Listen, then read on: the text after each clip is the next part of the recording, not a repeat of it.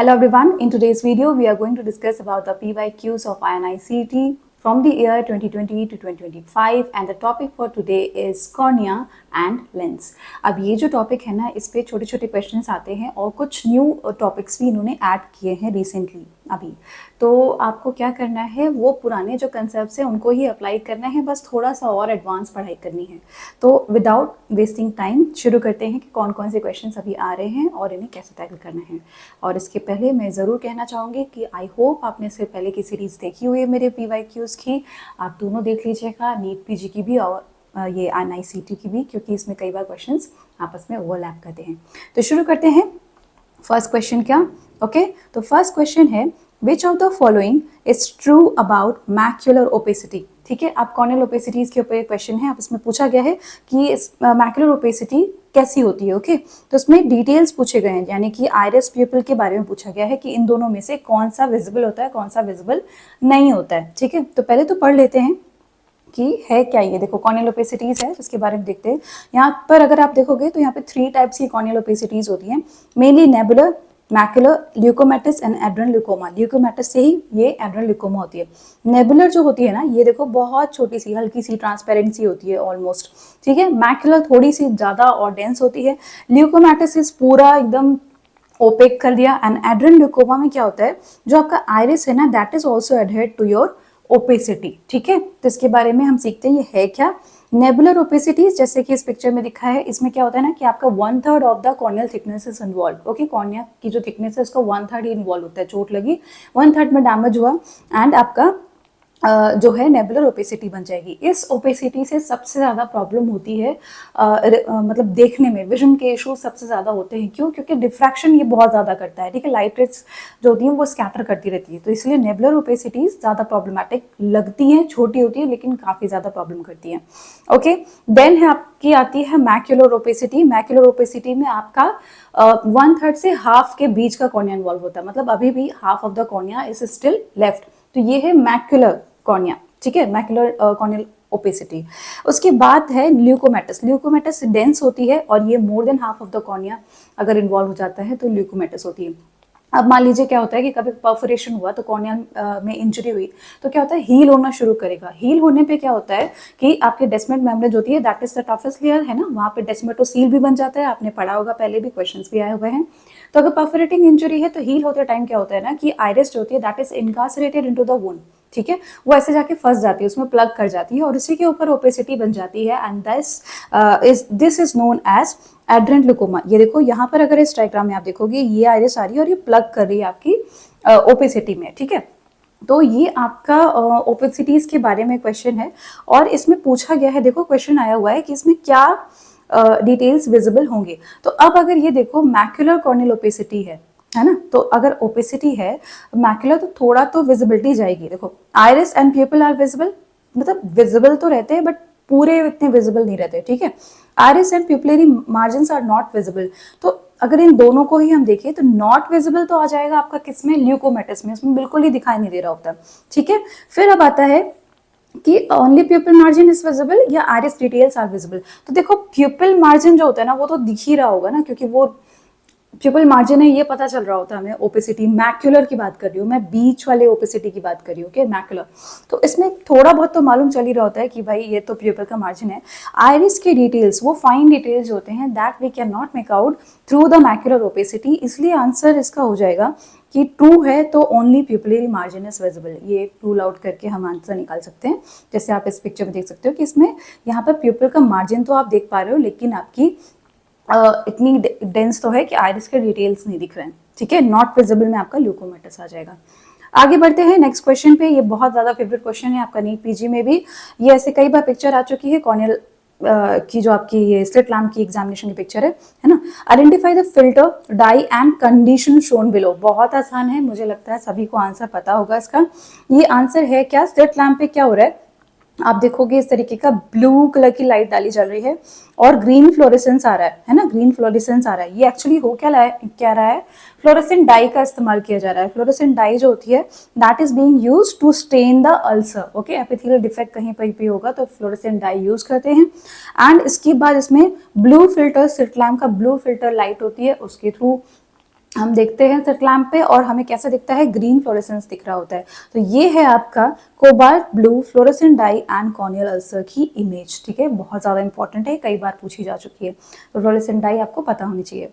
आगे बढ़ चुके हैं हम कि in ocular surface examination dry eye staining which of the following order of dyes is use. अब ये काफ़ी कॉन्ट्रोवर्शियल क्वेश्चन है, इसमें क्या आंसर लगाया जाए, मोस्टली काफ़ी कंफ्यूजन हुआ, पर ठीक है, उसके अकॉर्डिंग अगर हम देखें तो यहाँ पर आंसर पहले बता देती हूँ, फिर आगे बढ़ते हैं। इसका आंसर है फ्लोरेसेंस सबसे पहले यूज़ करेंगे, जैसे हम एपिथेलियल डिफेक्ट देते हैं या फिर ड्राई आइज चेक करें, हम ड्राई आइज चेक करते हैं तो उसमें क्या होता है कि आपका ऐसे ये कॉर्निया है ना आपका, उसमें इस तरीके से सेंटर में इससे ऐसे छोटे छोटे डॉट्स आ रहे होते हैं, तो वो फ्लोरेसेंट डाई जो होता है वो आपका इंटरप्रापेबल एरिया को स्टेन कर सकता है। और फिर है लिसामिन ग्रीन एंड रोज बंगाल, देखो ये टॉक्सिक डाइज हैं और डिवाइटलाइज सेल्स को स्टेन करते हैं। तो अगर सीक्वेंस देखा जाए तो ये सीक्वेंस मुझे सबसे ज़्यादा सही लग रहा है, D option. Okay, let's see ये डाइज के बारे में क्या है। डाई जैसे मैंने बताया फ्लोरेसेंट डाई के बारे में इस तरीके की दिखती है, जैसे आप देख पा रहे हो ये इमेज है, ऐसे ऑरेंज कलर का इसकी स्ट्रिप होती है that you put into the eye. इसमें एपिथेलियल डिफेक्ट दिख रहा है आपका, ओके, ये फंगल अल्सर भी हो सकता है, ठीक है, अभी तो इन्फिल्ट्रेशन के थ्रू हम देखेंगे। फिर आपका ये डेंड्राइटिक अल्सर है, ये भी क्वेश्चन आपका नीट में आ चुका है, ओके। और ये है सूडोडेंड्राइट्स जो कि आपके हर्पीज जोस्टर में होते हैं, ओके। सो अब शुरू करते हैं हम। नेक्स्ट जो है आपका लिसामिन ग्रीन और रोज बंगाल की इमेजेस के बारे में देखना है। ये देखो यहाँ पर ये लिसामिन ग्रीन है, कंजक्टाइवल टिश्यू को स्टेन कर रहा है, और रोज बंगाल ये डिवाइटलाइज जो एपिथेलियल सेल है उन्हें स्टेन कर रहा है। तो इसीलिए थोड़ी इमेजेस ध्यान में रखना, क्योंकि डाइज के बारे में पूछा है, कहीं ऐसा ना हो कि फिर से पूछा जाए। ओके, नेक्स्ट क्वेश्चन है आपका, ये ऑलमोस्ट सिमिलर है आपके नीट से। On administration of phenylephrine, okay, phenylephrine जो होता है, which of the following change was noted as shown in the images below. ये देखो ये ऐसा दिखा, पहले ये ऐसे रेड था, ओके, अब ये पूरा गायब हो गया, दिस इज कॉल्ड ब्लैंचिंग, है ना, पता है ना सबको, ये ब्लैंचिंग होती है।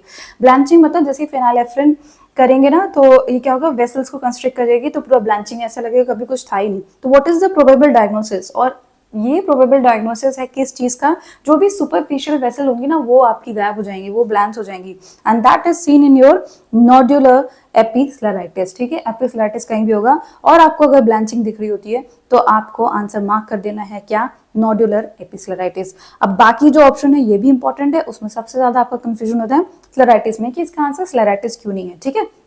तो स्क्लेराइटिस क्या होता है, ये देखो डीप इसका कंजेशन होता है, मतलब वॉइडेशियस इसकी जो टिंट आता है इसमें से ना, डीप वेस्कुलाइजेशन इसके जो होते हैं दे आर इन्वॉल्व, स्क्लेराइटिस होता है, स्क्लेरा इन्वॉल्व हो गया ना, इट्स नॉट इन द एपिस्क्लेरा। तो इसमें ये क्या होती है ना, ज़्यादा मतलब डेंजरस कंडीशन है, डेंजरस एज इन विजन काफ़ी ज़्यादा हैम्पर होता है इसमें, और ये इसमें ब्लैंचिंग जो टेस्ट होता है दैट इज नेगेटिव। तो ये जो है आपका, ये मैंने बनाया हुआ है आपका एक टेबल, तो इसमें क्या होता है, in episcleritis there is mild discomfort, थोड़ा बहुत लगेगा इसको कि प्रॉब्लम हो रही है, लेकिन स्क्लेराइटिस में काफी पेनफुल होता है। ये एक्चुअली इम्यून मीडिएटेड या फिर सिस्टमिक ऑर्डर से डिसऑर्डर से रिलेटेड रहती है स्क्लेराइटिस, ओके। फिर अब ये साइड थ्रेटनिंग है स्क्लेराइटिस, एपिस्क्लेराइटिस ऐसी नहीं है। और ये मैंने बताया ना ब्लू, मेन तो यही है, काफी डेंस इसका कंजेशन होता है, तो ये दिख रहा होता है। देन डज नॉट ब्लैंच, है ना, आप ब्लैंच करते रहो, कितनी भी फिनाइलएफ्रिन डालो नहीं इसका ब्लैंचिंग होगी। एंड देन इसके बाद आपका क्या है कि अगर आपको कभी भी ऐसा स्क्लेराइटिस दिखे तो आप मेन ट्रीटमेंट स्टार्ट करने के बाद स्टीरॉयड स्टार्ट कर दो, और इमरजेंसी इसका प्रोटोकॉल है, इसका मतलब है रिफर टू ऑप्थेल्मोलॉजिस्ट, यानी कहीं भी आप जनरल कहीं बैठे हुए हैं या कुछ भी है तो एक एक्सपर्ट ओपिनियन जरूर लेना चाहिए, क्योंकि विजन थ्रेटनिंग है ये ना, पूरा इन्वॉल्व हो सकता है पीछे पोस्टीरियर साइड तक, ओके। और अगर हम इसे ऐसे ही छोड़ देना तो इसका ये स्लेरोमाइलेशिया परफरेंस, ये भी इमेज आ चुकी है, यहाँ पे स्लेरल टिश्यू जो होता है वो पूरा डैमेज हो गया और नीचे से यूवियल टिश्यू दिख रहा होता है, देखो इतना पतला हो गया, तो ये परफोरेट भी हो सकता है, okay. So this is important slide कि आपका एपिस्क्लेराइटिस और स्क्लेराइटिस के बीच में क्या डिफरेंस होता है। अब जो और ऑप्शंस लिखे हुए हैं उनके बारे में देख रहे हैं, इसमें एक ऑप्शन है फ्लेक्टिन, ठीक है, फ्लेक्टिन के बारे में लिखा हुआ है। फ्लेक्टिन एक्चुअली क्या होता है, टीबी से रिलेटेड माना गया है, कंजक्टाइवल एक मतलब देखो ऐसे नोड्यूल की तरह, तो नोड्यूल अगर कहीं है तो इसी तरीके से देखो यहाँ पर है, ये ऐसे कंजेशन मिल रहा है, ये रहा इस तरीके से, ये है इन्फ्लेम टाइप की इमेज आ रही होती है, ठीक है। ये देखो यहाँ पर भी लिखा हुआ है ऐसे कॉर्नियल इस तरफ आया हुआ है, और इसमें मोस्टली ना टीबी की हिस्ट्री रहती है, तो ये फ्लेक्टिन होता है, ठीक है। ये कभी हो तो एक ऑप्शन में तो इसे रूल आउट कर सकते हैं, ऐसी इमेज है, दिखा दी मैंने आपको। और एक इमेज में लिखा हुआ है टीननसिस, जो आपका क्या होता है, कई बार SICS जब हम करते हैं टनल के ऊपर तो टीनल कैप्सूल के नीचे हम उसको टीन कैप्सूल हटा के फिर टनल बनाते हैं तो उसमें सिस्ट फॉर्मेशन हो जाता है, तो this is looking like this. तो इसीलिए ब्लैंचिंग टेस्ट जो होगा कभी भी पॉजिटिव आएगा, ब्लैंचिंग अगर दिख रही है तो that is always in episcleritis. Okay, so ये क्वेश्चन हो गया। नेक्स्ट बढ़ते हैं। ओके, नाउ कॉर्नियल ट्रांसप्लांट के क्वेश्चन है storage medium and sutures are use. अब ये थोड़ा नया क्वेश्चन यूज किया गया था, ठीक है, कि टेस्ट करने के लिए कि आपकी नॉलेज कितनी है। ओके, तो कॉर्निया का जो स्टोरेज है उसके बारे में यूज किया गया। अब इतने सारे जो ऑप्शन इनको जानने से पहले मैं हमेशा क्या करती हूँ, आपको थोड़ा सा बता देती हूँ। ओके, तो कॉर्निया का टिश्यू जब भी हम कॉर्निया लेके आते हैं ना, कहीं डोनर जो कैडेवर है, कैडेवर तो नहीं बोलना चाहिए, हमें बोलना चाहिए जो डेड पीपल हैं जिन्होंने डोनेट की है आइस, उसके बाद जब हम वो जो आइस लेके आते हैं उनको हम कैसे कैरी करते हैं और कैसे जो आपका होस्ट है यानी कि जो पेशेंट है जिसको कॉर्निया ट्रांसप्लांट होना है उस तक कैसे पहुंचता है, उसकी पूरी चेन होती है, उसके बीच बीच में कई सारे स्टोरेज मीडियम रखते हैं।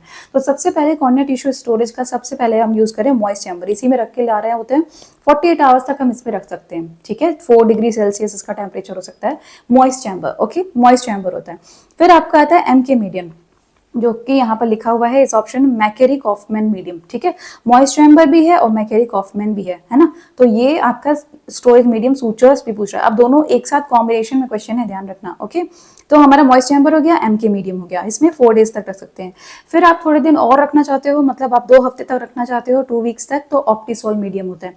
एंड देन लॉन्ग टर्म अगर प्रिजर्वेशन चाहिए तो आप उसका कल्चर कर दीजिए या क्रायो प्रिजर्वेशन कर सकते हैं। ओके, सो ये तीनों ही आपके ऑप्शन में हैं। ओके, अब हम लिखते हैं कि इसका आंसर क्या है। तो आंसर में अगर है स्टोरेज मीडियम और सूचर के बारे में अगर लिखा जाए तो मैकेरी हो गया, ऑप्टिसोल हो गया, मॉइस्ट चैम्बर हो गया, है ना। पॉलीथाइलिन ग्लाइकोल ये जो है ये आपका स्टोरेज मीडियम नहीं है, ये आपकी लुब्रिकेंट में यूज की जाती है, जैसे कि आप बोलते हैं ना ड्राई आइस के ट्रीटमेंट में यूज की जाती है, वो है ये। अब सूचर जो पूछ रहा है उसमें देखो नायलॉन, सिल्क एंड वाइक्रिल 3 है। तो जो सिल्क सूचर होता है ना, तो आपको पता होगा ना, अगर आप ऑर्थो की पोस्टिंग में या कहीं भी गए होंगे इस तरीके से तो आपने स्किन के सूचर किए होंगे। सिल्क एकदम मोटे मोटे सूचर्स होते हैं, तो वो सिल्क सूचर तो हम कॉर्निया पे नहीं लगा सकते हैं। ओके, नहीं लगाना होता है। फिर है आपका वाइक्रिल सूचर। वाइक्रिल सूचर जो होता है ना वो एब्जॉर्ब हो जाता है, ठीक है, वो एब्जॉर्ब हो जाता है और वॉयलेट कलर का होता है, मोटा सा होता है, that is also not use. We use nylon suture, ठीक है, नायलॉन सूचर होते हैं, पतले से होते हैं, और इसमें भी अगर बोले 10-0 नायलॉन हम यूज करते हैं, उसी से हम सूचर लगाते हैं आपके कॉर्निया पे जब डोनर टिश्यू यूज किया जाता है। तो हमारा आंसर इस तरीके से बन जाता है मैकेरी कॉफमैन एंड नायलॉन। ओके, ये एक इंपॉर्टेंट अलग सा क्वेश्चन है, इसलिए ये आंसर आपको पता होना चाहिए, ठीक है। तो ये नायलॉन वाला सूचर आपको मार्क करना है। फिर आपका ये स्टोरेज वाली तो स्लाइड होगी। नेक्स्ट आ गए अब इसी तरीके से 30-year-old man presents with pain, redness and photophobia. Okay, pain भी है, रेडनेस भी है, फोटोफोबिया है। Okay, he has history of contact lens use. अब जैसे ही कॉन्टैक्ट लेंस आए तो आपका दिमाग खुल जाना चाहिए कि कहीं ये जाने वाला है। अब या तो इसको ये टैप वाटर से वॉश कर देगा या स्विमिंग पूल में चला जाएगा। क्यों? क्योंकि उसके लिए एक ऑर्गेनिज्म रिस्पॉन्सिबल है, मैंने नीट पीजी वाले वीडियो में भी बताया हुआ है। An eye examination is shown below। देखो इस तरीके से दिखाया हुआ है। Which of the following stains is used to stain the causative organism। अब इसमें से अब इसने causative organism नहीं पूछा, उसने क्या पूछा, स्टेन कौन सा यूज करोगे टू डायग्नोस इट। तो जब भी आपको कॉन्टैक्ट लेंस आए ना, तो अगर कॉमन ऑर्गेनिज्म अगर पूछा जाए तो सूडोमोनास है। ओके, लेकिन आपके जो बुक्स है और इन सब में इसमें आपका एक्यांथामीबा, जो अमीबा होता है ना, that lives in swimming pool, और ऐसे जो आपका टैप वाटर है उसमें वॉशिंग की हिस्ट्री रहती है, ये क्वेश्चन भी है आपका। तो उसमें आपका क्या होता है, ये केराटाइटिस बन जाती है ना, कॉन्टैक्ट लेंस यूजर्स में हो जाती है। तो इसीलिए इसमें क्या मिलता है, जो अल्सर होता है उसमें रिंग शेप्ड होता है, रिंग एब्सेस मिलती है। तो अगर ये फोटो नहीं होती तो मे भी इसका सूडोमोनास आंसर की तरफ चले जाते हैं हम, लेकिन क्योंकि इसमें इसने फोटो दे दी इसलिए आंसर हो गया एक्यांथामीबा। और उसको स्टेन करने के लिए हम यूज करते हैं कैल्कोफ्लावर वाइट स्टेन। अब ये कैसा दिखता है, ये सभी स्टेन के बारे में देख लेते हैं। ये देखो, ये इस तरीके का दिखता है। ये सिस्ट और इसके जो होते हैं ना एक्यांथामीबा के, वो ऐसे फ्लोरेसेंस की तरह दिखते हैं ऐसे इस स्टेन में। ओके, बाकी जो आपका लिखा हुआ है मेथिनामिन सिल्वर स्टेन जो होता है that is use for fungi. Okay, fungi इस तरीके के दिखते हैं। और आपका एसिड फास्ट जो स्टेन लिखा है दैट इज जेडिन स्टेन जो है वो आपका किस लिए है, एसिड फास्ट बेसिलाई के लिए, ठीक है ना। एसिड फास्ट बेसिलाई जो आपका ट्यूबरक्लोसिस वगैरह होता है उन सब में यूज किया जाता है, और ग्राम स्ट्रेन तो आपको पता ही है। ओके, सो ये 3 चीजें हैं। इसमें अकैंथा अमीबा के बारे में क्विकली रिवाइज कर लेते हैं। जो मैंने आपको बताया कि आपका क्या होता है, कॉन्टैक्ट लेंस का अगर आप पहन के स्विमिंग पूल में गए हैं, वाटर से वॉश किया हुआ है, आपने टैप वाटर से प्रॉपर केयर नहीं की है, तो ये बहुत जल्दी अमीबा आ जाता है। और इसमें क्या होता है, देखो इसके अंदर आके अमीबा बैठ गया और कहीं अगर क्रैक हुआ के एपिथेलियम में, उसके थ्रू ये एंटर कर जाता है और इसमें हो जाती है आपकी कैसी रिंग एब्सेस बन जाती है। रिंग एब्सेस से पहले क्या होता है, ये पेशेंट को बहुत ज़्यादा पेन होता है, मतलब इतना ज़्यादा तो उसको जब पेशेंट प्रेजेंट करता है तो ऐसा लगता नहीं कि इसको प्रॉब्लम क्या है, कि कुछ दिखाई नहीं दे रहा होता, बट मतलब ऑन एग्जामिनेशन बट दिख रहा होता है, आई मीन, बट इतना नहीं कितना दर्द है ऐसे करके बोलता है, तो इट्स वेरी पेनफुल। एंड इसमें सूडोडेंड्राइट्स के साथ ही आपको क्या याद रखना है, रेडियल कैरोटो न्यूराइटिस है। इसमें जो नर्व्स के अकॉर्डिंग ये पूरा जाता है, तो ये रेडियल स्प्रेड करता है। ओके, रेडियल कैरोटाइटिस होती है। एंड रिंग एब्सेस तो इसका है ही, है ना, ऐसे कॉन्टेक्ट लेंस की तरह दिख रहा होता है। इसको अगर हमें डायग्नोज करना है तो एक तो कैलकुफ्लावर व्हाइट है, उसमें स्टेन करेंगे, और एक अगार होता है उसमें कल्चर कर देंगे, नॉन न्यूट्रिएंट अगार, जिसमें ई कोलाई होता है। ई कोलाई इसको बहुत पसंद है, उसको खाता है वो, ठीक है। तो नॉन न्यूट्रिएंट अगार हो गया। और ट्रीटमेंट कैसे करेंगे, पीएचएमबी, ठीक है, पॉलीहेक्साइलिन मिथाइलिन, पॉलीहेक्सामिथाइलिन बाइगोएनाइड यूज करते हैं, और क्लोरहेक्सिडिन, इन दोनों को यूज करते हैं, ठीक है। कभी आगे आ गया तो इसलिए बताना जरूरी है। नेक्स्ट क्वेश्चन पे आ गए हैं। सिंपल सा क्वेश्चन है, farmer presents with pain and discharge in his left eye, ठीक है। ये देखो इस तरीके की इमेज दी हुई है ना। एंड ही से sustain and injury cause by leaf, ठीक है। अब फंगल कॉर्नियल अल्सर की तरफ जा रहा है ये। What is the finding seen in the image, उससे मतलब ही नहीं, उसने बस पूछा ये बताओ ये से है क्या, ठीक है। तो क्या है ये, दिस इज हाइपोप्योन। तो ये सारे कुछ भी नहीं है, ये ऐसे पस कलेक्शन हो रहा है आपका। दिस इज हाइपोप्योन, है ना, सीन इन कॉर्नियल अल्सर और यूवियाटिस किसी में भी दिख सकता है। तो बाकी क्या चीज़ है, हाइफीमा अगर होता तो यहाँ ब्लड का कलेक्शन दिखता है, जो कि मोस्ट प्रॉब्ली आपका किससे दिखता है, ट्रॉमा से दिखता है ना। और स्लाइन के बारे में पूछा है, दैट इज द स्कार्ड आपका कंजक्टाइवा, जो आपका ट्रैकोमा में दिख रहा होता है ना, स्कार लाइन जो होती है, that is seen in the trachoma. आगे बढ़ते हैं, ट्रैकोमा पे भी क्वेश्चन है। और इसके साथ ही एक्वस फ्लेयर, ये आपको यूवियाटिस में दिखता है। एक्वस फ्लेयर क्या होता है, जो आपका एंटीरियर चैम्बर है, उसमें प्रोटीनेशियस फ्लूइड जो होता है वो लीक कर रहा होता है, क्योंकि यूवियाटिस होगी है तो सभी वेसल से ब्लड एक्वस बैरियर जो होता है वो ब्रेक हो जाता है और सारे सेल्स सब रिलीज हो रहे होते हैं। तो इसीलिए क्या होता है, ये जो आपका एंटीरियर चैम्बर है वो काफी हेजी दिख रहा होता है, ठीक है। तो इसको एक्वस फ्लेयर बोलते हैं। ओके, नेक्स्ट आके देखो, ट्रैकोमा का ही क्वेश्चन है। SAFE strategy for trachoma includes all except पूछा हुआ है, तो आपको पता है इसका answer, surgery, antibiotics, facial cleanness, लेकिन इवैल्यूएशन ऑफ कंट्रोल प्रोग्राम नहीं है, तो यही आंसर हो जाता है इसका, ठीक है। ये answer evaluation of control programme नहीं है, इसका आंसर क्या है, इन्वायरमेंटल, यहाँ पर इंप्रूवमेंट होता है, ठीक है। ई से इन्वायरमेंटल सेफ स्ट्रैटेजी में आता है। और ट्रैकोमा है क्या एक्चुअली, इसमें देखो फॉलिकल्स दिखते हैं, इसकी इस तरीके से ग्रेडिंग है, फॉलिकल्स एंड इन्फ्लामेशन, फिस्को मतलब, ठीक है, फॉलिकल्स, इन्फ्लामेशन एंड आपका स्कारिंग, फिर आपका ट्राइकियासिस एंड कॉर्नियल ओपेसिटी। तो ये काफ़ी सारे सागो ग्रीन फॉलिकल्स दिख रहे होते हैं, ठीक है। और आपका यहाँ पर देखो इस तरीके से ये स्कारिंग स्टार्ट हो चुकी है, एंड आपका यहाँ पर देखो ये आर्ट्स लाइन बनना स्टार्ट हो चुकी है, तो स्कारिंग कंजक्टाइवल्स हो रही है। इसमें जो इंपॉर्टेंट है दैट इज हर्बर्ट पिट्स, ये देखो ये हर्बर्ट पिट्स होते हैं यहाँ पे, है ना। तो जिसको आप कभी भी वीकेसी के हॉर्नर ट्रांटा स्पॉट से कंफ्यूज नहीं करना, कभी फोटो आ जाए तो दीज आर हर्बर्ट पिट्स।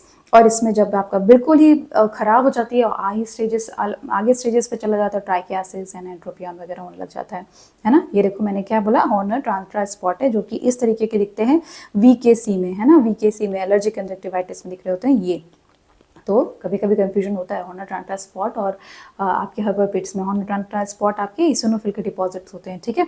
और ये है जॉइंट पेपिलरी कंजक्टिवाइटिस, ये भी क्वेश्चन आ चुका है। कंजक्टिवाइटिस ऐसे इतने बड़े बड़े से, इसमें देखो ये आपके पैपिले हैं, not follicles, these are papillae. Okay, these are seen in VKC का एंड स्टेज। या फिर आप कॉन्टैक्ट लेंस लगातार पहन रहे हैं, ये भी कॉन्टैक्ट लेंस से रिलेटेड है, और आप भूल गए तो उसमें भी इन्फेक्शन हो गया, मतलब एलर्जिक हो गया, तो आपका जीपीसी हो सकता है, ठीक है। बट कॉन्टैक्ट लेंस अगर आता है आपके क्वेश्चन में तो आपको एकेंथा अमीबा पे ध्यान ज्यादा देना है, बाकी तो ठीक है, किस्मत आपकी। ओके, नेक्स्ट चलते हैं, केराटोकोनस पे क्वेश्चन आ गया। केराटोकोनस पे which of the following is not a feature of keratoconus. तो पहले तो केराटोकोनस पता होगा तब तो आगे बढ़ोगे ना। 2 क्वेश्चन आए हैं और काफी दिमाग घुमा देने वाले हैं। तो आगे सीखते हैं क्या है, पहले देख लेते हैं इसका आंसर। देखो नॉट पूछ रहा है तो उसमें पहले ही ऑप्शन दिया है हैप्स्ट्राई। हैप्स्ट्राई नहीं होते हैं। हैप्स्ट्राई कहाँ मिलते हैं, हैप्स्ट्राई हॉरिजेंटल होते हैं और ये जब हॉरिजेंटल स्ट्रेचिंग होती है उसमें मिलते हैं, and these are seen in buphthalmos, okay, यानी कि आपके कंजंक्टिवल ग्लोकोमा मिलते हैं, है ना। तो हैप्स्ट्राई नहीं मिलते हैं इसमें। इसमें क्या मिलता है, Munson sign, irregular astigmatism and आपका सिजरिंग रिफ्लेक्स। अब ये है क्या देख लेते हैं। पहले तो स्ट्राई के बारे में जान लो। ये देखो हैप्स्ट्राई हॉरिजेंटल हाई आईओपी ऐसे ऐसे दिख रहे हैं, ये देखो ऐसे, है ना। और आपका वर्क स्ट्राई मिलते हैं इसमें। इसमें वर्क स्ट्राई मिलते हैं जब ये वर्टिकल होते हैं, देखो ऐसे वर्टिकल होते हैं। जब ऐसे वर्टिकल खींचा जाएगा तो ऐसे वेजाइनल डिलीवरी फॉरसेप्स से हो रही है तो उसमें मिलता है, या फिर केराटोगोनस में मिलता है, ऐसे लंबी लंबी लाइन, ठीक है। ये है वर्क स्ट्राई। तो केराटोगोनस में क्या है, आपने क्या देखा कि आपका इरेगुलर एस्टिग्मेटिज्म में होता है ना, कोई भी एक जो आपका कॉर्निया का पार्ट है, मेनली इंफीरियर नेजल पार्ट होता है, दैट बिकम्स एक्टेटिक, वो बल्ज हो जाता है और वहां पर एस्टिग्मेटिज्म बहुत ज्यादा बढ़ जाता है। तो इसीलिए क्या होता है, फ्रीक्वेंट चेंज ऑफ ग्लासेस है, पुअर नाइट विजन, आई बहुत ज्यादा जो रब करते हैं उनके साथ भी प्रॉब्लम होती है, और आपका डबल विजन वगैरह सब शुरू हो जाता है। अब इसमें साइंस मैंने कुछ बताए हुए हैं क्योंकि साइंस पे क्वेश्चन आया। तो this first is Munson sign, जिसमें क्या होता है, जैसे पेशेंट ऐसे नीचे देखेगा ना तो उसकी लोअर लिड जो होती है वो इस तरीके से प्रोट्रूड कर जाती है ऐसे, क्योंकि यहाँ पे बल्ज है। This is Munson sign. एक है रिजोटी साइन, अगर कोई भी आ गया तो रिजोटी साइन में आप टेम्पोरल साइड से क्या कर रहे हो कि आप कॉर्निया से ऐसे लाइट डाल रहे हो, तो जो उसका कोन है ना उसकी लाइट पड़ती है आपकी नेजल साइड में, ये इस तरीके। This is Rizzuti sign. Charleaux sign है कि जब आपने इससे डायरेक्ट ऑप्थेल्मोस्कोप से जब आप इसका रिफ्लेक्स चेक करते हैं ना तो ऑयल ड्रॉप रिफ्लेक्स बन रहा होता है, ऑयल ड्रॉप की तरह रिफ्लेक्स बनता है जहाँ पर कोन होता है इसका, या फिर रेट्रोइल्यूमिनेशन, मतलब क्योंकि हम डीडीओ में देखते हैं ना इसका डायरेक्ट ऑप्थेल्मोस्कोपी में, तो ऐसे दिखता है। और इसके साथ आपका क्या दिखता है, कॉर्नियल नर्व्स जो होती है they become prominent, prominent corneal nerves हो जाती हैं, और कॉर्नियल नर्व जो प्रोमिनेंट होती है वो लेप्रेसी में भी हो जाती है। तो एक क्वेश्चन भी आया हुआ है तो याद आ गया तो बता दिया। Okay, this is corneal nerves. वर्क स्ट्राई हमने पढ़ लिया, ऐसे वर्टिकल होते हैं क्योंकि वर्टिकल एकदम स्ट्रेच हो रहा होता है, कॉर्निया वहीं से खिंच रहा है ना, एट्रैक्टिव हो रहा है, इसलिए वर्क स्ट्राई हो गया। Fleischer's ring is important. This is Fleischer ring. ये क्या होती है, इस तरीके से जहां कोन है ना वहां पर इसके आयरन डिपॉजिट हो रहे हैं, ये देखो आयरन डिपॉजिट हो रहे हैं, ठीक है। एंड जो ये आपका जो एपिथेलियम है ना वहां पर डिपॉजिट है, this is Fleischer ring. And one is KF ring. KF ring आपके जो केयर फ्लेशर रिंग है ना वो आपकी मिलती है विल्सन डिजीज में मिलती है, दैट इज वेरी डिफरेंट। वो डेस्मेंट मेम्ब्रेन में कॉपर के डिपॉजिट्स हैं। This is Fleischer ring only. Okay, कई सारी रिंग है, देख लेना इनके। ओके, फिर आपका कॉर्नियल थिनिंग, ये मैंने बताया ना कि एक तरफ से ऐसे प्रोट्रूड कर जाता है और जहां पर प्रोट्रूड करेगा वहां पर पतला हो जाएगा कॉर्निया, तो इसलिए इरेगुलर एस्टिग्मेटिज्म हो जाएगा। जब आप रेटिनोस्कोपी करने जाएंगे ना तो उसमें सीजरिंग रिफ्लेक्स दिखता है, क्योंकि एस्टिग्मेटिज्म है, एक्सिस आर डिफरेंस, तो उसमें सीजर की तरह चलते हुए रिफ्लेक्स दिखते हैं, इसलिए सीजरिंग रिफ्लेक्स इसका एक उसमें ऑप्शन दिया हुआ है। तो these are seen in pure keratoconus. अगर इसको हम प्रोग्रेस कर जाने देते हैं इस डिजीज को, तो इसमें क्या हो जाता है, अगर बोमेंस मेम्ब्रेन जो होती है ना उसमें क्या होता है, आपका क्रैक्स आने लगते हैं, तो कॉर्निया के स्कारिंग हो जाती है। एंड सबसे इंपॉर्टेंट कॉर्नियल हाइड्रोप्स हो जाता है। इसमें क्या होता है, डेस्मेंट मेम्ब्रेन जो सबसे toughest layer that is also get broken, मतलब इस तरीके से टूट के उसमें क्या होता है पानी एंटर कर जाएगा, and this is acute hydrops. इस समय पेशेंट को पेन होता है और विजन एकदम से हेजी हो जाता है, और इसका फिर ट्रीटमेंट आगे सर्जरी की तरफ ही जाता है ना। अभी देखते हैं, इस पर भी क्वेश्चन आया हुआ है। तो आप क्या करोगे, क्योंकि बता रही हो ना कि कहीं ऐसा आ ना जाए ना, ओके, इसीलिए तो आप क्या करोगे, कभी डायग्नोसिस करना है तो ये प्लेसिडो डिस्क होती है, ये आपका सिंपल एक तरीका है। आप इसमें ऐसे पेशेंट को देखेंगे, उसकी कॉर्निया पर रिफ्लेक्स देखेंगे तो ये मायर्स बन रहे होते हैं, ठीक है। नॉर्मल में एकदम सर्कुलर बनेंगे, कंसंट्रिक, लेकिन जहां पर कोन होगा किसी पेशेंट को तो इस तरीके से डिस्टॉर्टेड मायर्स दिखते हैं। ये तो एक सिंपल तरीका है, इसी के इमेजेस है, ऐसे पेंटाकेम शिम्फ्लक इमेजिंग कहलाती है, जो आपका कॉर्नियल टोपोग्राफी यानी किस तरीके का आपका सर्फेस है उसको पूरा एग्जामिन करती है, और इस बेसिस पे हम ट्रीटमेंट करते हैं। ट्रीटमेंट क्या है इसका, हम सिंपल स्पेक्टिकल्स दे सकते हैं जब तक प्रोग्रेस नहीं कर रहा है, अगर स्टेबल है या कुछ भी थोड़े टाइम तक रुका हुआ है तो हम इसको स्पेक्टिकल्स दे सकते हैं। अगर प्रोग्रेस कर रहा है तो हमें क्या करना है, C3R इसको बोलते हैं। This is C3R which is corneal collagen cross linking with riboflavin dye, जो कि ये हो रही है। आप कॉर्निया के ऊपर क्या करते हैं, राइबोफ्लेविन डाई होती है उसको थोड़ा देर, मतलब ऑलमोस्ट आधे घंटे तक आप कॉर्निया पे डालते रहते हैं, ओटी में करना है ये। और उसके बाद क्या करते हैं, यूवी रेज देते हैं। यूवी रेज आपकी मशीन्स के थ्रू जाती है।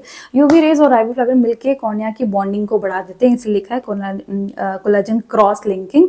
तो इसीलिए ये C3R टेक्निक है, काफ़ी फेमस है और ये यूज की जाती है। आप सर्जरी नहीं करना है, सिंपल पेशेंट का कई बार प्रोग्रेशन रुक जाता है। ओके, फिर आपका है ICRS। ये एक बार क्वेश्चन आ चुका है, फोटोज दिखाई गई है कि बताओ ये क्या चीज़ है। ये इंट्राकॉर्नियल रिंग सेगमेंट है, ये आपके कॉर्निया में इंसर्ट किए जाते हैं, तो इससे आपका एस्टिग्मेटिज्म काफ़ी हद तक कंट्रोल हो जाता है। मायोपिया में भी यूज़ करते हैं।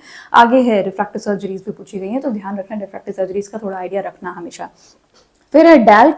डैल्क is a procedure that is deep anterior lamellar keratoplasty. इसके बारे में मैं आपको आगे वाले क्वेश्चन में बता रही हूँ क्या है। देखो चलते हैं आगे क्वेश्चन में। A 27-year-old male presents with the myopic astigmatism. अब यहाँ पर मायोपिक एस्टिग्मेटिज्म है, ठीक है, कोई बात नहीं, आगे बढ़ते हैं। Comes with acute onset pain. अब मायोपिक एस्टिग्मेटिज्म में अगर इसका एक्यूट ऑनसेट ऑफ पेन हो रहा है तो इसका मतलब क्या हो गया, ये एक्चुअली केराटोकोनस की तरफ इंडिकेट कर रहा है ना। लोअरिंग ऑफ विजुअल एक्यूटी, जो हमने अभी पढ़ा, ब्लर हो जाते हैं vision. He has history of frequent change of glasses and I rubbing, जो कि पूरा चार्ट था ना, तो उसमें केराटोकोनस होगा, फ्रीक्वेंट चेंज ऑफ ग्लासेस मिलेंगे क्योंकि एस्टिग्मेटिज्म चेंज हो रहा होता है, एंड ऑल्सो आई रबिंग, ठीक है, आई रबिंग भी होती है, बार बार आई रब करते हैं, उससे भी होता है। एंड मायोपिक एस्टिग्मेटिज्म तो है ही, उस पेशेंट को एकदम से ब्लरिंग ऑफ विजन हो गया एंड पेन स्टार्ट हो गया। इमेज दिखाई गई है ये। अब उसने कहा है कोई प्रोसीजर इसका किया गया है भाई, अब बताओ कि इसको हुआ क्या था, क्या किया गया इसके साथ, तो बताओ विच प्रोसीजर हैज बीन डन। अब इतने सारे दिए हैं और ये कभी नहीं देखा था आपने कि ये हुआ क्या है। तो इसमें मैंने अभी क्या बताया आपको कि डेस्मिड मेम्ब्रेन का ब्रेक हो जाता है, ठीक है। जब भी ऐसा होता है तो सबसे पहले हम इंट्राकैमरल, कैमरल मतलब एंटीरियर चैम्बर के अंदर जाके C3F8 ये गैस है, इसको इंसर्ट कर देते हैं, ठीक है। तो वो क्या करती है, बबल बनाती है इस तरीके से, एंड इट हेल्प्स इन, इसको बोलते हैं स्टिकिंग द डेस्मिड मेम्ब्रेन, उसको हीलिंग में हेल्प करती है, स्टिक हो जाती है। तो ये एक प्रोसीजर हो सकता है फॉर योर केराटोकोनस का, अगर हाइड्रोप्स स्टार्ट हुआ है तो, ठीक है। तो ये एक ये है मतलब ट्रीटमेंट है। और इसी में देखो ये इस तरीके का बबल दिखाई दे रहा है। तो अब ये है कि इतने सारे जो है ये क्यों नहीं है ऑप्शन में, मतलब करेक्ट ऑप्शन आपका क्यों नहीं, ये पता करना ज्यादा इंपॉर्टेंट है। इसका आंसर है इंट्राकैमरल C3F8, क्योंकि ये देखो बबल भी दिख रहा है, ठीक है। और कहीं भी एक चीज नोटिस करो, इसमें कहीं सूचर नहीं दिख रहा है, कहीं सूचर नहीं है इसमें, है ना, बस एंटर किया गया है। मतलब जाते तो हम लोग ऑब्वियसली ब्लेड से ही एंटर करेंगे, फिर देन वी एंटर, मतलब C3F8 को करना है, लेकिन इसमें सूचर नहीं लगाना होता। अब देखो एक चीज और है, रूल आउट करने के लिए कॉर्नियल कोलेजन क्रॉस लिंकिंग तो बिल्कुल नहीं है, जो हमने देखा उसमें बबल तो डालना ही नहीं कहीं भी। जो ऑप्शन हमारे बचे डीसेक एंड डैल्क, अब इसको रूल आउट कैसे करना है, जो हमने देखा ना डैल्क होता है ट्रीटमेंट, मैंने भी डैल्क बताया। अब ये दोनों है क्या, देखो इसमें क्या है कि अब ये केराटोप्लास्टी पे क्वेश्चन आ गया, लेयर्स ऑफ कॉर्निया पता है, ठीक है। तो इसमें क्या करते हैं, फुल थिकनेस जब होता है, फुल थिकनेस जब पेनिट्रेटिंग केराटोप्लास्टी होती है जिसमें हम बिल्कुल हील नहीं कर सकते, this is not for keratoconus. Keratoconus के लिए डैल्क ही करते हैं, ठीक है, ध्यान रखना। बस टाइप्स ऑफ केराटोप्लास्टी की स्लाइड है, ये इंपॉर्टेंट है, इसे देख लो, है ना। अगर कॉर्नियल अल्सर हुआ है, कॉर्नियल ओपेसिटी बहुत ज्यादा, तो हमें फुल थिकनेस हमें ग्राफ लेना होता है, तो हम पीके का इस तरीके से ये सूचर लगा देते हैं डोनर कॉर्निया से लेके, ठीक है, ऐसा कर देते हैं। अब इसके बाद आपका आता है कि मतलब हमारा पूरा कॉर्निया खराब नहीं है, हमारा सिर्फ एंटीरियर सरफेस ही खराब है, जो कि आपका केराटोकोनस में, उसमें हम करते हैं डीप एंटीरियर लैमेलर केराटोप्लास्टी, ठीक है। लैमेले में डिवाइड हो गया, उसमें हम डीप एंटीरियर यानी स्ट्रोमा के डेप्थ तक चले जाते हैं, ठीक है। तो ये डीप एंटीरियर लैमेलर केराटोप्लास्टी होती है, ये देखो इस तरीके से दिख रही होती है, ऐसे दिख रही होती है, ऑलमोस्ट सेम, ठीक है, ऐसे दिख रही होती है। उसके बाद आती है डीसेक, जो आपके ऑप्शन में लिखी हुई है डीसेक। डीसेक है डेसिमेट स्ट्रिपिंग, इसमें डेसिमेट मेम्ब्रेन को खींच रहे हैं, एंड एंडोथेलियल केराटोप्लास्टी, ठीक है। इसमें क्या करते हैं, आपका थोड़ा सा स्ट्रोमा भी आ जाता है, तो दिस इज डीसेक। अब ये अगर पोस्टीरियर कोई प्रॉब्लम होगी तो उसमें करते हैं, है ना। और इसका इमेज है ये वाली, है ना। अब इसमें भी बबल है, लेकिन क्या है, एक सूचर है, ये देखो ये सूचर है यहाँ पे। और डीसेक करने की जरूरत क्या है, डैल्क इज द ऑप्शन ना, हम पोस्टीरियर साइड में तो कोई प्रॉब्लम ही नहीं है केराटोकोनस में, इसलिए ऑप्शन रूल आउट वहीं से हो गया। डैल्क में बबल भी नहीं था, ना सूचर दिख रहे थे हमको इसमें, है ना। तो आपको इसीलिए इंट्राकैमरल C3F8 को मार्क करना है, ओके ना। और फिर इसके बाद आपका एक और है डीसेक के साथ डीमैक है, ये रिसेंट है, इसमें सिर्फ डेस्मेट मेम्ब्रेन को निकालते हैं, आपकी स्ट्रोमल मेम्ब्रेन नहीं होती है। तो अगर क्लासिफिकेशन देखा जाए ना, तो ये बड़ा ऐसा क्लासिफिकेशन लिखा हुआ है, इतना नहीं पढ़ना है बच्चों, आपको जो पढ़ना है ना वो बस यही है कि जैसे ये ले है ना कॉर्नियल ट्रांसप्लांट का पीके, जो ऑल लेयर्स को कर देती है, मैंने बताया ना सारी थिकनेस को हटाना। लैमलर मतलब लेयर्स में निकालना, तो उसमें एंटीरियर लैमलर में आपकी आ जाती है डेल्क, जो आगे की तरफ है, और एंडोथेलियल यानी कि जो पीछे साइड के पोस्टीरियर प्रॉब्लम है उनको करती है अगर रिपेयर, तो वो है डीसेक एंड डीमैक। बस यही याद रखना है, बहुत ज्यादा याद नहीं रखना है अगर कभी आ गया तो, क्योंकि केराटोप्लास्टी कॉर्नियल टिश्यू वगैरह पे काफी क्वेश्चन आ रहे हैं, इसलिए स्लाइड इंपॉर्टेंट हो गई है, ओके। चलो, अब इसके बाद है a professional boxer wants vision correction surgery, ठीक है। अब उसको कौन सी नहीं करोगे, विच of the following is not recommended, तो कौन सी नहीं करेंगे इनमें से, अगर रिफ्रैक्टिव सर्जरी पता है तो आपको आंसर मालूम होगा। तो इसका आंसर है रेडियल केरेटोटॉमी, ठीक है। अब ये क्या है देखते हैं, ठीक हो। यहाँ पर देखो, रेडियल केरेटोटॉमी क्या होती है, पहले होती थी, अब नहीं करते हैं। इसमें करते हैं ना कि आपके इंसिजन दे देते हैं, रेडियल इंसिजन देते थे कॉर्निया पे, फुल थिकनेस नहीं पर ऐसे रेडियल इंसिजन देते थे इस तरीके से। इससे क्या होता है कि आपका सेंटर पार्ट जो होता है ना वो फ्लैट हो जाता है। हील करने से रेडियल वाले जो होते हैं वैसे स्टीप हो जाते हैं, और आपके सेंटर वाले जो होते हैं ना वो मतलब फ्लैट हो जाता है। तो इसमें क्या होता है, इस पेशेंट को यहाँ पे जहाँ इंसिजन है वहाँ थोड़ा वीकनिंग तो हो ही जाती है। तो कभी कभी क्या होता है ना कि इसमें अगर जैसे पंच लगा, जैसे बॉक्सर है ये, तो उसमें से आइरिस टिश्यू प्रोलैप्स हो जाता है, ठीक है। तो ये इसका एक कॉम्प्लिकेशन है, इसलिए रेडियल केरेटोटॉमी नहीं की जाती है। इसके साथ ही और भी कॉम्प्लिकेशन था कि हाइपरमेट्रोपिया बहुत ज्यादा होने लग गया था, इतना ज्यादा फ्लैट हो जाता था कि दिक्कत करता था, तो इसलिए इसको अब नहीं करते हैं। आप जो यूज करते हैं, जो आपके बाकी ऑप्शंस में भी लिखा हुआ है, वो है PRK, लेसिक, है ना, ये आपकी लिखी हुई है। तो इसमें अब देख लेते हैं ये है क्या, और एक स्माइल प्रोसीजर भी देख लेते हैं। PRK में सिंपल, इसमें क्या करते हैं, आपका जो एपिथेलियम है उसके ऊपर आपने क्या किया, लेजर से एब्लेशन कर दिया, ठीक है, लेक्साइमर लेजर है उससे एब्लेशन कर दिया, फ्लैट कर दिया कॉर्निया को। फिर आपके लेसिक होता है, लेसिक में तो पर्टिकुलर कॉर्निया स्ट्रोमा में से एक फ्लैप बनाते हैं, फिर हम लेजर एब्लेट करते हैं and then we put the flap back. ये देखो, तो लेसिक भी आपको नहीं करवाना है किसी भी पेशेंट में जो कि बॉक्सर है या कुछ ऐसा है तो, ठीक है। बट RK तो बिल्कुल नहीं कराना है, इसलिए RK ज्यादा करेक्ट आंसर, ओके। फिर एक आ चुकी है स्माइल प्रोसीजर। इसमें क्या है, आपका लेंटिक्यूल, यानी कि अगर कॉर्निया है ना, अगर ऐसे कॉर्निया है तो इसमें से एक लेंटिक्यूल, इसका एक पार्ट, मतलब समझ लो ऐसे लेयर लेयर में रखा है, जैसे ब्रेड रखी रहती है, उसका एक ब्रेड निकाल दो, है ना, तो क्या होगा, फ्लैटनिंग हो जाएगी। This is your smile procedure. तो ये भी काफी फेमस है। तो ये रिफ्रैक्टिव सर्जरीज आपकी इंपॉर्टेंट है, और इसका हो सकता है आगे कहीं पूछा जाए, तो आपको थोड़ा सा आइडिया होना चाहिए। नेक्स्ट इसके बाद है आपका विच of the following is not a feature of pterygium. Okay, pterygium का फीचर कौन सा नहीं है, टेरिजियम बहुत ही सिंपल सा है लेकिन आ गया है। तो इसमें पूछा गया है कौन सा फीचर नहीं है। अब इसमें है रेट ऑफ रिकरेंस इज 95%, नहीं 95% नहीं, इतना रिकवर नहीं करता है, क्योंकि अब बहुत सारी हमारे पास टेक्निक आ चुकी है। तो यही आंसर रॉन्ग है एक्चुअली। बाकी सब कुछ इसके जो ऑप्शन है, फाइब्रोवैस्कुलर ग्रोथ है, parts of pterygiums are head, neck and body, yes, and progressive and regressive होता है। इसका मतलब क्या है कि ये मतलब प्रोग्रेसिव मतलब पूरा इंक्रोचमेंट करता है कॉर्निया की तरफ, और उसका पूरा फुल थिकनेस, इसका बॉडी और सब कुछ होता है, हेड वगैरह। रिग्रेसिव में सिर्फ मतलब इंक्रोचमेंट होता है, लेकिन पीछे जितना भी बॉडी वगैरह वो डिसइंटीग्रेट हो जाता है, ट्रॉफिक हो जाता है। यहाँ पर देखो इसमें बना हुआ है, इसमें जो स्ट्रक्चर है यहाँ पर ये रहा, ठीक है। अब ये क्या है, एक्चुअली आपकी फाइब्रोवैस्कुलर ग्रोथ है, और ये आपकी कंजक्टिवा पे डिजेनरेटिव, इस तरीके से डिजेनरेशन से आगे बढ़ रहा है ना। और ये आपका जो ये लाइन दिख रही है ना, ये डिपोजिशन है आयरन की, और ये है आपकी स्टॉकर लाइन, ठीक है। सब एपिथेलियल आयरन की डिपॉजिट होती है, ये इंपॉर्टेंट है, ये दिख सकती है आपके, हो सकता है कभी ऑप्शन में है ना। तो ये आपका कैप हो गया, हेड हो गया, बॉडी हो गया, ठीक है। ये पीछे नेक एंड बॉडी हो गया। तो ये आपका स्ट्रक्चर है। उसको अगर हमने बिल्कुल ही अगर छोड़ दिया ना, तो अगर आगे तो फिर ये एस्टिग्मेटिज्म कॉज करेगा, जो कि आगे आने वाला है क्वेश्चन में, ओके। अब एक है ये सूडोटेरिज्म, कभी बर्न हो गया आईज में तो इसमें इस तरीके से ग्रोथ हो जाती है, this is pseudopterygium, this is not your pterygium. तो कभी पिक्चर आए तो ध्यान रखना, ओके। अब टेरिजियम अगर है तो देखो इसमें इसके जो मास है ना, जो लिम्बल मासेस है उसका डिफरेंशियल भी है। टेरिजियम इस तरीके से दिखेगा, कंजक्टिवा की ग्रोथ। पिंगिक्यूला जो होता है ऐसे येलोइश टाइप का डिपॉजिट दिखेगा आपको कंजक्टिवा में, ऐसे सिस्ट लाइक, है ना, पिंगिक्यूला है।